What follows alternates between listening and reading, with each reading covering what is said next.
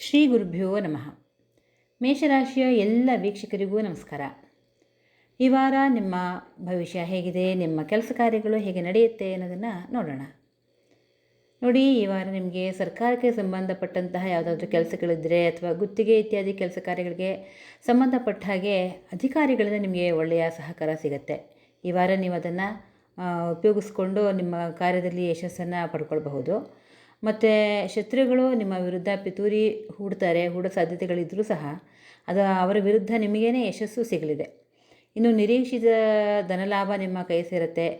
ಈ ವಾರ ತಲೆಬೇನೆ, ಉಷ್ಣ ಪ್ರಕೋಪದಂತಹ ಒಂದಷ್ಟು ಬೇನೆಗಳನ್ನು ಹೊರತುಪಡಿಸಿದರೆ ನೆಮ್ಮದಿ, ಸುಖ, ಸಂತೋಷಗಳನ್ನು ನೀವು ಅನುಭವಿಸ್ತೀರಿ.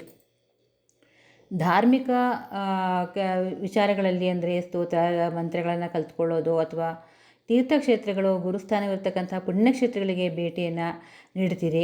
ದೂರ ಪ್ರಯಾಣದ ಸಂದರ್ಭದಲ್ಲಿ ಸ್ವಲ್ಪ ಜೋಪಾನವಾಗಿರಬೇಕು. ಯಾಕೆಂದರೆ ಆಹಾರ ಸೇವನೆಯಲ್ಲಿ ಏನಾದರೂ ಸ್ವಲ್ಪ ಹೆಚ್ಚು ಕಡಿಮೆ ಆದರೆ ಹೊಟ್ಟೆ ನೋವು ಬರ್ತಕ್ಕಂಥ ಸಾಧ್ಯತೆಗಳು ಮತ್ತು ಅದರಿಂದ ಮಾರ್ಗ ಮಧ್ಯೆ ತೊಂದರೆಗಳಾಗ್ತಕ್ಕಂತಹ ಸಾಧ್ಯತೆಗಳಿವೆ.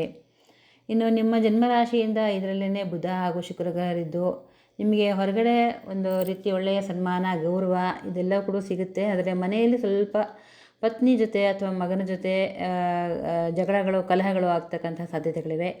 ಮೌನಕ್ಕೆ ಶರಣಾಗಿಬಿಡಿ, ಎಲ್ಲವೂ ಸರಿ ಹೋಗುತ್ತೆ. ಇನ್ನು ಹತ್ತಿರದ ಬಂಧುಗಳೋ ಅಥವಾ ಹಿತೈಷಿಗಳೋ ನಿಮ್ಮಿಂದ ದೂರವಾಗಿದ್ದು ಅವರ ಅಂತಿಮ ವಿಧಿವಿಧಾನಗಳಲ್ಲಿ ಭಾಗಿಯಾಗ್ತೀರಿ. ಸಂಕಷ್ಟಗಳ ನಿವಾರಣೆಗಾಗಿ ನೀವು ವಾರಾಹಿ ಅಮ್ಮನವರನ್ನು ಪ್ರಾರ್ಥಿಸಿ. ಶುಭವಾಗಲಿ.